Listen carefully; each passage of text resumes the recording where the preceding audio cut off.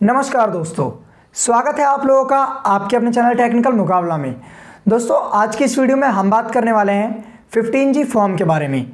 दोस्तों अगर आप एक पीएफ के मेंबर हैं, आपका भी किसी कंपनी में पीएफ कटता है, तो आज की वीडियो आप लोगों के लिए काफ़ी ज़्यादा इंपॉर्टेंट होने वाली है। बट दोस्तों उससे पहले मैं आप लोगों को बता दूं कि आज की इस वीडियो में मैं आप लोगों को कम्प्लीटली 15G फॉर्म के बारे में बताने वाला हूं कि 15G फॉर्म क्या होता है, 15G फॉर्म कैसे भरा जाता है, 15G फॉर्म क्यों भरा जाता है, और अगर आप 15G फॉर्म को नहीं भरते हैं तो उससे आपके पीएफ में क्या असर पड़ता है। बट इसके लिए थोड़ा सा जो वीडियो है वो थोड़ी सी लॉन्ग होने वाली है। मैं आप लोगों को बता दूं, अगर आप इस पार्ट को नहीं देखना चाहते तो आप डायरेक्टली वीडियो को स्किप करके 15G फॉर्म कैसे भरते हैं उस वाले स्टेप पे जाकर देख सकते हैं। तो चलिए सबसे पहले मैं आप लोगों को बता देता हूं कि 15G फॉर्म क्या होता है। दोस्तों 15G सिंपली एक 2 पार्ट का फॉर्म होता है जो कि TDS के कटने से बचने के लिए होता है, ठीक है। और 15G फॉर्म क्यों भरा जाता है? दोस्तों मेरे पास काफ़ी ज़्यादा मैसेज आते हैं, काफ़ी ज़्यादा DM आते हैं, काफ़ी ज़्यादा कॉल्स आती है। आप लोगों को भी ऐसा पता होगा और आप लोगों को भी ऐसा सुनने में ज़रूर आया होगा कभी ना कभी तो, कि बहुत से लोग कहते हैं कि भाई हमारे पीएफ में 1 लाख रुपए थे, मेन बैलेंस या 40,000 रुपये थे, और हमने उस पीएफ को ऑनलाइन क्लेम भी कर दिया, और क्लेम करने के बाद जो हमारे अकाउंट में है वो 1 लाख रुपये में से सिर्फ और सिर्फ 70,000 आए, 80,000 आए या 90,000 आए, मतलब कुछ पैसा कट के हमारे अकाउंट में ट्रांसफ़र हुआ है।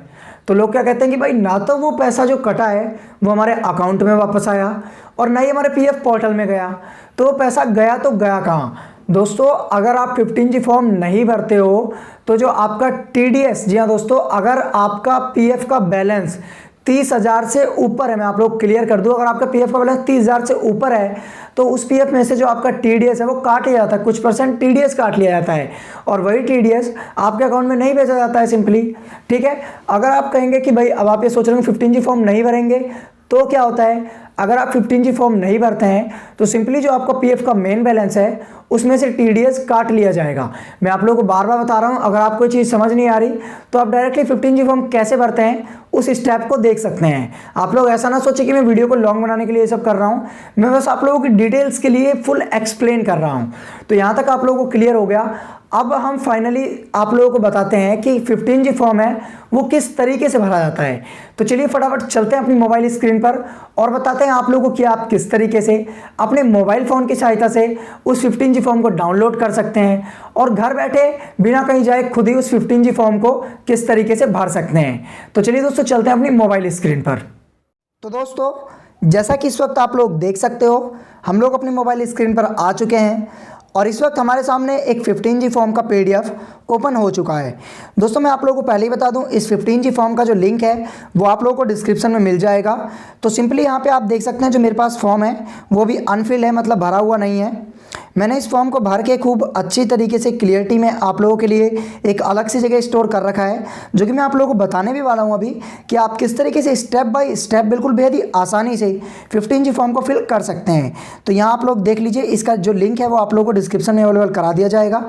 आप लोगों को सिंपली अपने किसी भी कंप्यूटर की दुकान पर जाना है और जो इसका PDF है या इसका प्रिंट है वो आप लोगों को निकलवा लेना है और सिंपली अपने घर जाके इसको फिल कर लेना है। तो यहाँ तक तो आप लोग क्लियर हो गया। तो चलिए अब हम उस फॉर्म की तरफ चलते हैं जो कि मैंने पहले से ही फिल करके रख रखा है, और आप लोगों को मैं एक्सप्लेन कर देता हूँ कि आप किस तरीके से उस फॉर्म को 2021 में फिल कर सकते हैं। तो दोस्तों जैसा कि इस वक्त आप लोग देख सकते हो, हम लोग अपनी मोबाइल स्क्रीन पर आ चुके हैं। दोस्तों अब आप देख सकते हैं जो मेरे सामने एक 15G फॉर्म है जो कि मैंने पहले से ही फिल करके रख रखा है, और इससे पहले मैंने आप लोगों को एक अनफिल फॉर्म दिखाया था।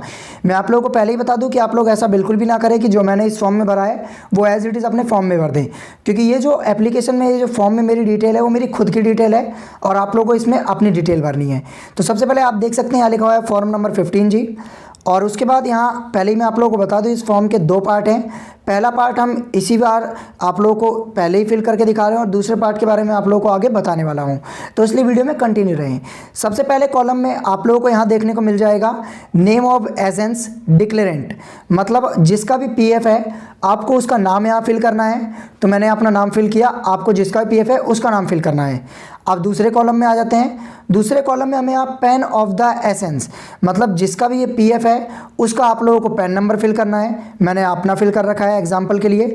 उसके बाद तीसरे कॉलम में बहुत से लोग कन्फ्यूज होते हैं, स्टेटस में आप लोगों को सिंपली इंडिविजुअल फिल कर देना है। अब चौथा कॉलम काफ़ी ज़्यादा कन्फ्यूजन होता है कि देखिए यहाँ लिखा है previous year for which declaration is being made. अब देखिए यहाँ जो भी साल आप चल रहा है, अभी चल रहा है, जिस भी साल में आप इस फॉर्म को अपलोड कर रहे हो, अपना पीएफ निकाल रहे हो, वो साल आपको पहले भरना है। जैसे अभी 2021 चल रहा है तो यहाँ 2021 मैंने पहले भरा, और जो भी इसके बाद आएगा वो आपको बाद में भरना है। और देखिए मैंने यहाँ 2021 से 2022 भर दिया।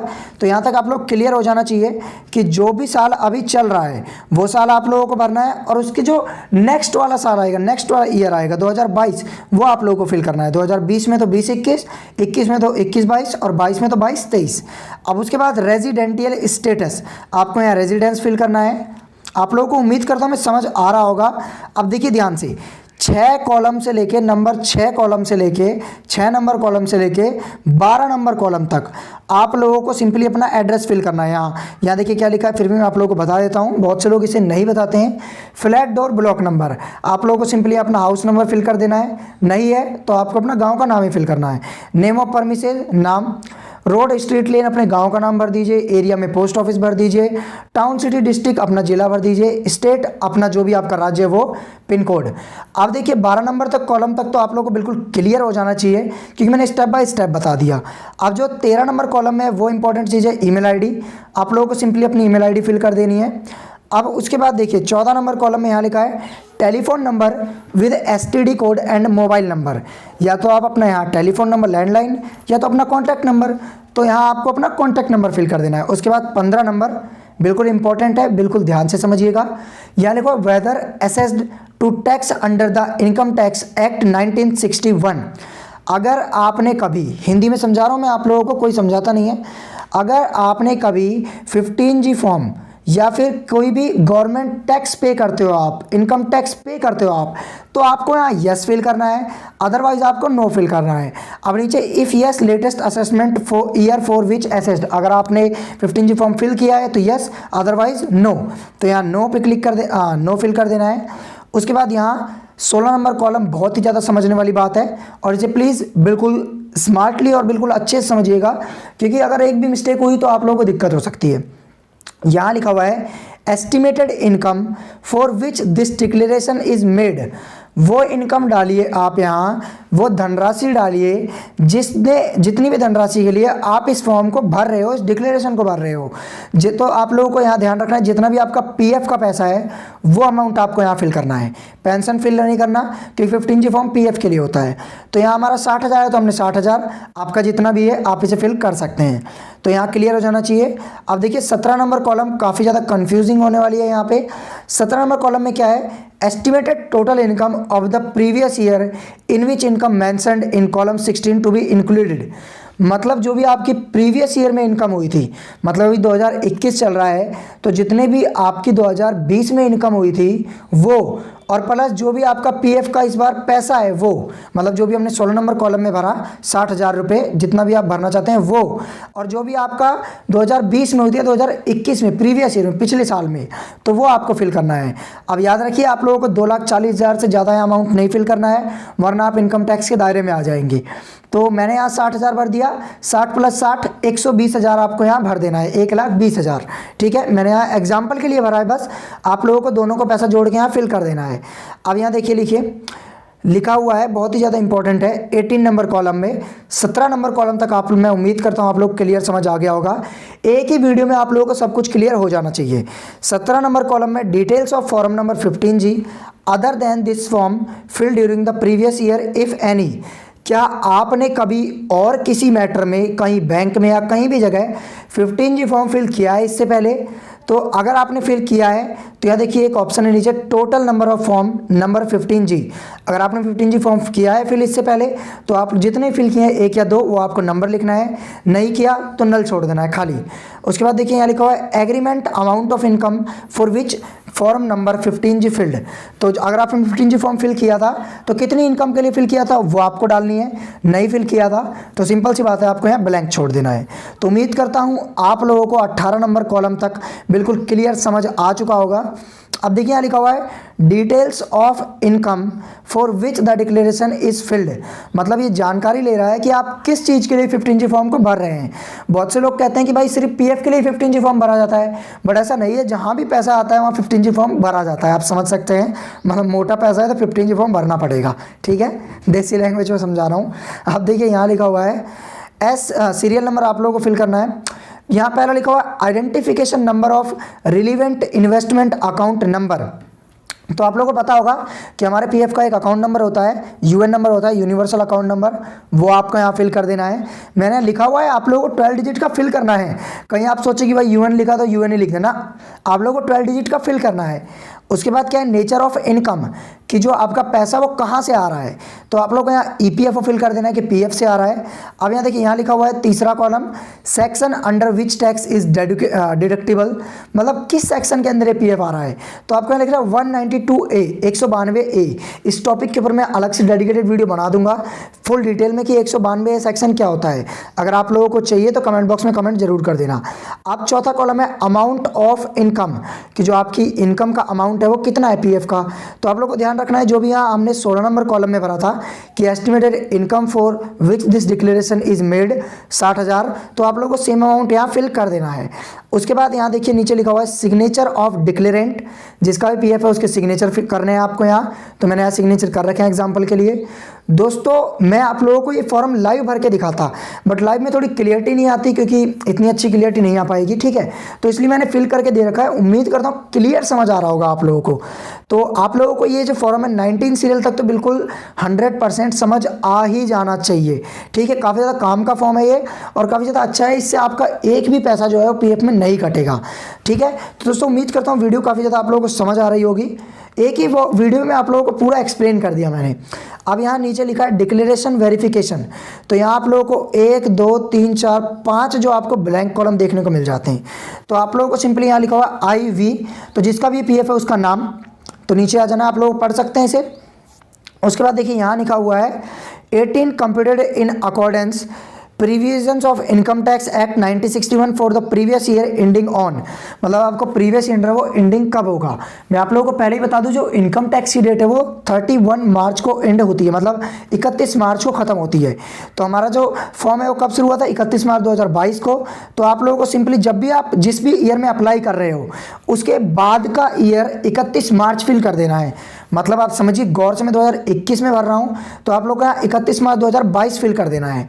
उसके बाद रिलीवेंट टू असेसमेंट ईयर, उसका भी नेक्स्ट ईयर, तो आप लोग यहाँ सिंपली जो भी हमने यहाँ ईयर फिल किया था उसके बाद वाला ईयर 31 मार्च 2023 फिल कर देना है। उसके बाद सिंपली आप लोगों को नीचे क्या करना है, नीचे की लाइन पढ़िए गौर से, referred in the column 18 for which the previous year ending on, तो वही सेम चीज़ आपको भरनी है। कंफर्म कराया जा रहा है कि कौन से ईयर में आपका प्रीवियस ईयर एंडिंग हो रहा है, तो यहाँ में सिंपली 31 मार्च 2022। उसके बाद relevant to the next line assessment year fill करना है कि कब से लेके कब, तो यहाँ आप लोग को 31 मार्च 2021 से लेकर 31 मार्च 2022 जब भी आप फॉर्म को भर रहे हैं उससे नेक्स्ट ईयर एक और, तो हम यहाँ 21 में कर रहे हैं तो 31 मार्च 2021 से 31 मार्च 2022। उसके बाद will not exceed the maximum amount which is not chargeable to income tax, ठीक है। यहाँ तक आप लोग कंफर्म बिल्कुल समझ आ जाना चाहिए क्योंकि मैं बिल्कुल स्टेप बाय स्टेप बता रहा हूँ। उसके बाद एक कॉलम नीचे देखने को मतलब प्लेस और डेट का, जहाँ भी आप फॉर्म को भर रहे हैं वहाँ प्लेस और डेट जब भी आप फॉर्म को अप्लाई कर रहे हैं। उसके बाद सिग्नेचर ऑफ डिक्लेरेंट, तो यहाँ तक आप लोगों को बिल्कुल क्लियर समझ आ जाना चाहिए। जो पार्ट 1 है मैंने आप लोगों को फुल एक्सप्लेन कर दिया स्टेप बाय स्टेप अच्छे तरीके से, मुझे नहीं लगता इससे अच्छे से आप कोई और समझा सकता है आपको इस तरीके से। तो पार्ट 1 तो आप लोगों को क्लियर हो जाना चाहिए, इसका लिंक आप लोगों को डिस्क्रिप्शन में अवेलेबल करा दिया गया फॉर्म का। अब आ जाते हैं अपने पार्ट 2 पर, तो चलिए मैं पार्ट 2 की इमेज को ओपन कर लेता हूँ। अब आप देखिए हम लोग पार्ट 2 पे आ चुके हैं। पार्ट 2 के स्टार्ट होने से पहले देखिए यहाँ लिखा है to be filled by the person responsible for paying the income difference 16 of part 1। आप देखिए यहाँ लिखा हुआ है कि जो पार्ट 1 है वो आपको खुद भरना है और जो आपका पार्ट 2 है इसमें आपको कुछ भी नहीं छेड़ना। ये पीएफ ऑफिस के लिए छोड़ दीजिए आप। अटैच जरूर करना है आपको पीडीएफ फाइल में दोनों को मर्ज करके, ठीक है, अटैच जरूर करना है, पर इसमें कुछ भी आपको ओवरराइटिंग कुछ भी लिखना नहीं है, क्योंकि ये पीएफ ऑफिस ही फिल करता है। बस आपको दोनों की पीडीएफ बना के एक अच्छी सी सुथरी सी मतलब क्लियर फोटो खींच के अपडेट कर देनी है उसमें। अगर आप लोगों को ये फॉर्म को जो अपलोड करना नहीं आता, साइज बनानी नहीं आती, तो कमेंट बॉक्स में कमेंट कर, मैं इसके ऊपर भी डेडिकेटेड वीडियो बना दूंगा। तो दोस्तों वीडियो अच्छी लगे तो चैनल को सब्सक्राइब, वीडियो को लाइक, शेयर और कमेंट करना ना भूलें। धन्यवाद दोस्तों। तो दोस्तों जैसा कि हम लोगों ने अभी अपनी मोबाइल स्क्रीन के जरिए आप लोगों को बताया कि आप किस तरीके से बेहद ही आसानी से 15G फॉर्म को फिल कर सकते हैं। दोस्तों अगर आप लोगों को हमारी वीडियो अच्छी लगी हो तो प्लीज़ हमारे चैनल को सब्सक्राइब और वीडियो को लाइक, शेयर और कमेंट करना ना भूलें। और दोस्तों इसी तरह के पीएफ से रिलेटेड मददगार वीडियोस के लिए हमारे चैनल को सब्सक्राइब जरूर करें। और दोस्तों जो 15G फॉर्म है उसका लिंक है वो आप लोगों को डिस्क्रिप्शन में अवेलेबल करा दिया जाएगा। और दोस्तों प्लीज़ वीडियो को हमेशा पूरा देखा करें। धन्यवाद दोस्तों।